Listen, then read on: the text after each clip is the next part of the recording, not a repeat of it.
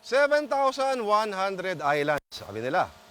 Hindi oras na para baguhin ang history books at mga mapa. Higit pa ang meron tayo sa 7,100 islands. Isama mo dyan ang napakagagandang mga bahura o coral reefs at ang milya-milya nating mga dagat na napakayaman. Ay nako Pilipino, swerte mo. Ang laya mo na, mayaman ka pa. Ang problema, meron kang kapitbahay na labas-masok na sa teritoryo mo, ninanakaw at dinudurog pa ang yaman mo. Atin to eh. Pero huwag mong alala. Pag-usapan natin ngayon. Pilipino, meron kang pag-asa at higit sa lahat, meron kang kalayaan.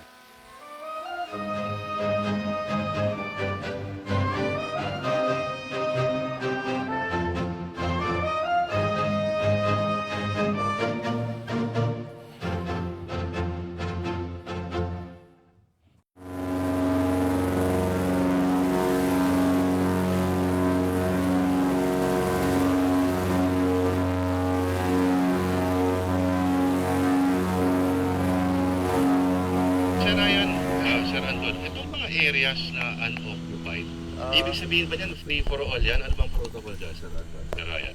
Well, ang sa amin naman sir is every time lumilipad kami sir, as long as di siya occupied, titignan namin sir kung meron siyang construction na nagagawa or kung sino lang yung isda. Yun lang yung ginagawa namin sir. Pinapasadahan namin, check namin, kinukuha na ng pictures. So far ba, Sir Anton, itong mga nangyayari sa atin sa China, affected ba ang flight path ninyo? Pag pumupunta kayo mula Puerto Princesa papuntang Costa? Hindi naman obstructed yung flight path namin. Kaso nga lang, minsan may mga times na may tumatawag over radios na winawarningan kami na lumalapit kami doon sa occupied na isla nila. Merong isang dating reef lang malapit sa Pag-asa. Dati reef lang, sinasabi ngayon ng mga piloto natin, parang island na dahil tinambakan daw ng China ng mga buhangin. Nagkakaroon na raw ng forma. Dati hindi mo raw nakikita sa malayo. Ngayon nakita mo na. Grabe talaga. Mas kilala sa tawag na Spratly Islands, pero marami ang iba-ibang pangalan ng mga isla, bahura at daan ng dagat ng teritoryong ito. Para sa atin, ito ang munisipalidad ng mga Isla ng Kalayaan o Kalayaan Group of Islands. Papunta tayo sa pinakadulong bayan ng Pilipinas dito sa West Philippine Sea.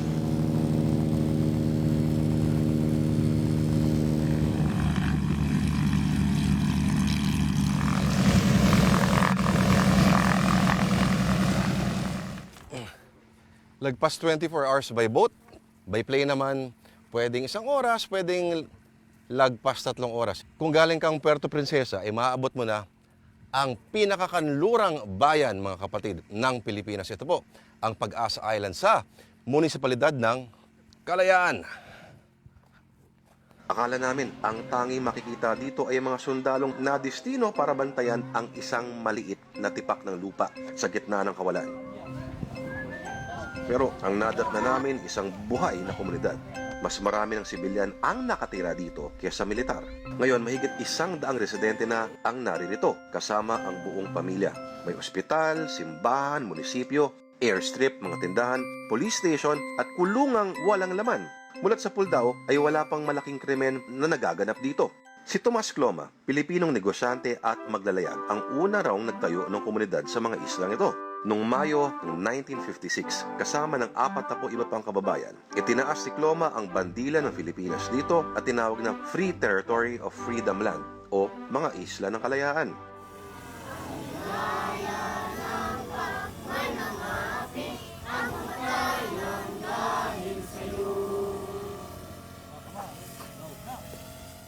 Papasalamat po kami sa pag-welcome niyo sa amin dito at ako'y natutuwa makita na pinakadulong bahagi sa kanluran po na bayan. Ito po nakikita natin ay maliit.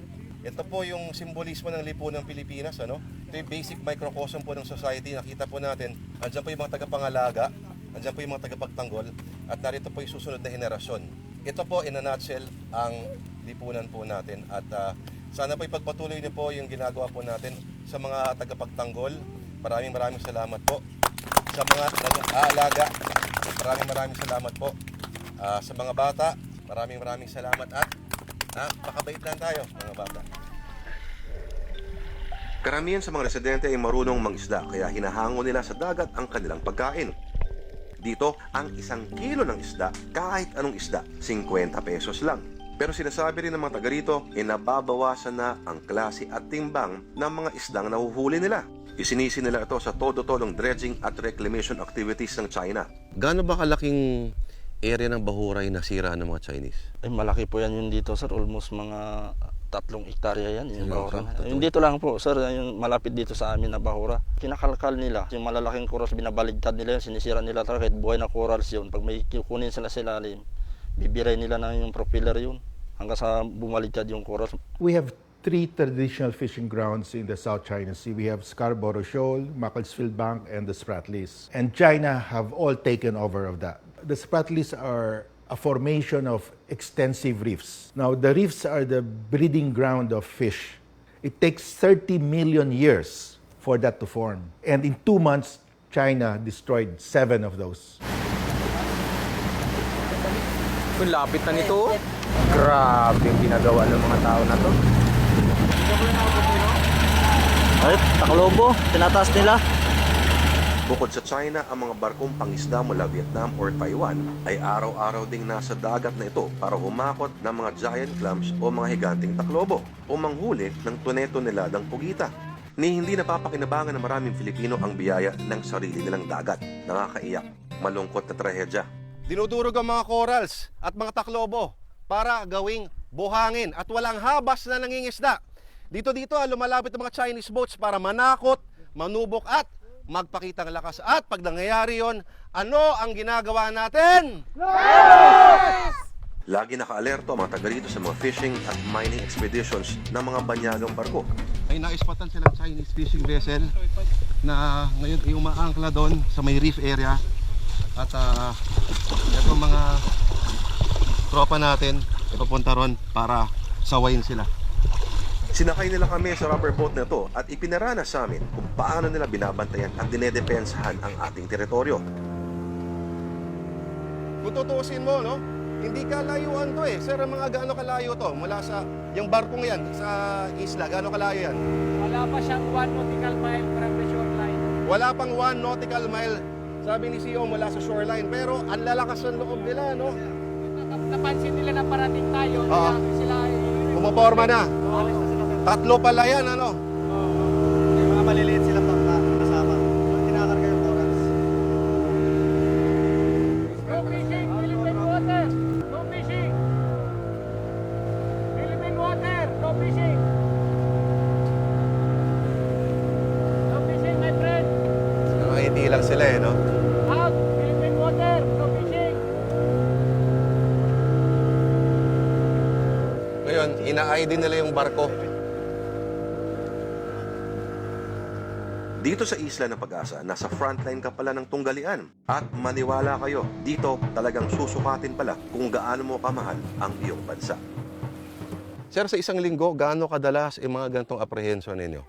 Halos sa isang linggo ay merong 2 beses na may mga ganitong sightings ng presence ng mga Vietnamese or Chinese poachers. Oo. Sa mga nagdaang taon, naging agresibo at asertibo ang China sa West Philippine Sea at South China Sea. This is the Chinese Navy. You are risking the security of our citizens. Leave immediately. Sabi ng China, tama lang daw na bantayan at protektahan ang dagat at islang sakop nila. Pero ang tanong, bakit inaangkin ng China ang mga isla, bahura, karagatan at seabed na mas malapit di hamak sa Pilipinas? This is Philippine Navy aircraft. We are flying over our Philippine airspace over. They have not actually explained the legal basis or historical basis of the 9 dash lines. They're very vague about it. The 9 dash lines have no coordinates. It's just started in the 1940s. In fact, they released it domestically in China in 1947. It's only in 2009 that they submitted it to the United Nations, and we protested that together with other countries. In 1935, a Chinese government committee was given the task of giving Chinese names to the features in the South China Sea Now, it's important to say that at this point, no Chinese government ship went and surveyed these islands. They had no ability to do so. So all this committee did was take an existing British map and translate the names into Chinese. And so a lot of the times they translated a name. So for example, in the Paracels, Antelope Reef in English was simply, the name was translated as Lingyang Dao, which is just the Chinese word for antelope. But bizarrely, it's named after a British ship, the Antelope, that surveyed it. China claims that its southernmost border or territory is James Shoal. Now, James Shoal is not an island. It is not even a rock above water at high tide. It's fully submerged 22 meters below the surface of the water throughout the year. That's contrary to international law. You cannot claim a submerged area beyond your territorial sea as part of your border. James Shoal is 950 nautical miles from Hainan Island. The James Shoal, which is very close, 100 kilometers from the coast of Borneo, the name was just transliterated into Zhengmu. JM for James became Zhengmu. But the problem was, the mistranslation was, they didn't know what shoal meant. And so this committee that had never visited this part of the sea, didn't know what was there, decided that this was an island and proclaimed it to be Chinese territory. It's one of many examples where just a simple misunderstanding has led to a historical problem. Kung lumang mapa at mga bagong nakadrawing na linya, ito ang batayan ng China para gawin ang pamiminsalang nagaganap ngayon sa dagat. If you look at the 9 dash lines, the original map in 1947, it's entitled Location Map of the South Sea Islands. So, by implication, it was a claim to the islands, not to the entire sea. Ginagamit niya yung archaeology niya to claim territorial limits. Eh bakit tayo hindi? Meron naman panglaban dun eh. Kung itong claim mo, ito rin ang claim namin. Itong bahaging ito ng balangay na natagpuan daw sa Butuan at ngayon ay nakadisplay dito sa National Museum, pwedeng 320 o 990 AD pa raw ginagamit. Pero, laging ginagamit ng China ang kasaysayan. Bukang bibig nila, 2,000 taon na raw sila naglalayag doon sa inaangkin nilang karagatan. Pero ayon po kay Supreme Court Justice Antonio Carpio, sablay daw ang argumentong ito. China is saying that since 2,000 years ago, they owned the South China Sea. But China was always an agricultural economy. China was never a maritime power. Sailing society tayo, seafarers. Kasi mas marami ang dagat kaysa sa lupa ng ating pinagpupuntahan. Hindi ba alam ng China na noong pumapasyal ang mga ninuno nila sa mga dagat na ito, ang mga ninuno natin ang driver at navigator nila? We are more known to be the boat-oriented people. Ang karagatan ay ang ating highway. Dito nila nasimulan yung boat building capacity for long distance travel. Taong 2012 nang mahukay sa Butuan City ang pinaniniwala ang pinaka-antigong sasakyang pandagat. At sinasabi nila na bago pa man daw dumating ang kahit sinong dayuhang mananakop, etong mga barkong gaya nito ang naghari raw sa ating mga karagatan dahil sa kanilang bilis at tibay. Ito po ang balangay.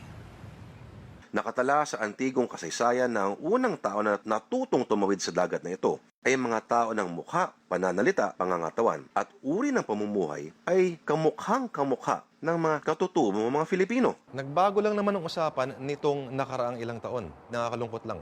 Dahil mas matagal pang dihamak ang pakikipag-ugnayan ng mga sinaunang Filipino at ng mga sinaunang Tsino sa usapin ng Scarborough, Ayungin, Pag-asa Island, Mabini Reef, Subi Reef, Mischief Reef, at kung ano-ano pa. Mga kapatid, kung tutuusin, magkaugnay ang ating kasaysayan at ang ating kapalaran. Bago pa nagkaroon ng hari ng China, nung bata pa lang ang mga sibilisasyon, ang mga Austronesians mula sa timog ng mainland Asia ay tumawid sa dagat na ito para tuklasin at gawing tahanan ang maraming naglalakihang isla na sa ngayon ay mas kilala natin sa mga pangalang Malaysia, Indonesia, Sabah at arkipelago ng Pilipinas. Nung sumigla ang kalakalan sa mundo simula ng 13th century, nagkakapalitan ng mga produkto sa rehiyon na ito dahil tinatawid parot pa rito sa dagat ng mga ninuno natin. Sakay ng mga barkong kamukhang-kamukha ng ating antigong sasakyan pandagat, ang balangay. Matatagpuan na rin ang balangay sa mga tala ni Antonio Pigafetta, ang assistant ni Ferdinand Magellan noong kanilang nilakbay ang buong mundo noong 16th century. Pero mga kapatid, meron pananaw ngayon na ang balangay ay hindi lang simpleng sasakyang pandagat. hindi lang simpleng patunay ng ating mahabang tradisyon at husay sa paglalayag at sa paggawa ng mga barko. Ito raw ay dakilang simbolo ng kadakilaan ng ating lahi. Kung kasaysayan ang ginagamit na argumento ng China, aba, ang sagot ng Pilipinas, kasaysayan din. In 1734, Father Pedro Murillo Velarde came up with a map. Map of the Philippines. It's a beautiful map. We call it the mother of all Philippine maps. And it shows Scarborough Shoal with a name. For the first time, Scarborough Shoal was given a name called Panakot. That is 213 years before China drew the 9 dust lines in 1947. So for more than 2 centuries before China even thought of the 9 dust lines, we already called Scarborough Shoal Panakot. Panakot din sana sa China ang katotohanan ito at sana itigil na nila ang pananakot sa mga kababayan nating nangingisda sa Scarborough Shoal at nabubuhay sa munisipalidad ng Kalayaan. Tahimik, simple. Yan ang unang mararamdaman mo pagtapak sa isla ng Pag-asa. Malinis at malinaw ang dagat, buhay na buhay at masagana ang yaman na makukuha dito. Maglakad sa tabing dagat, parang hindi buhangin ang tinatapakan mo. Sa sobrang pino at lambot, para kang nakayapak sa pulburon.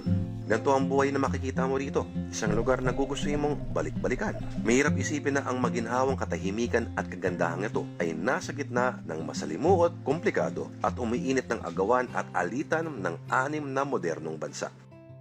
Kung tutuusin, itong Pag-asa Island ang tinuturing na first line of defense natin dito, sa West Philippine Sea, mga kapatid.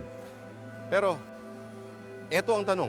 Ang pulisiya kasi ng Navy at Air Force na nakaistasyon dito sa isla, simple lang. Depensa, pagtatanggol. Paano ngayon?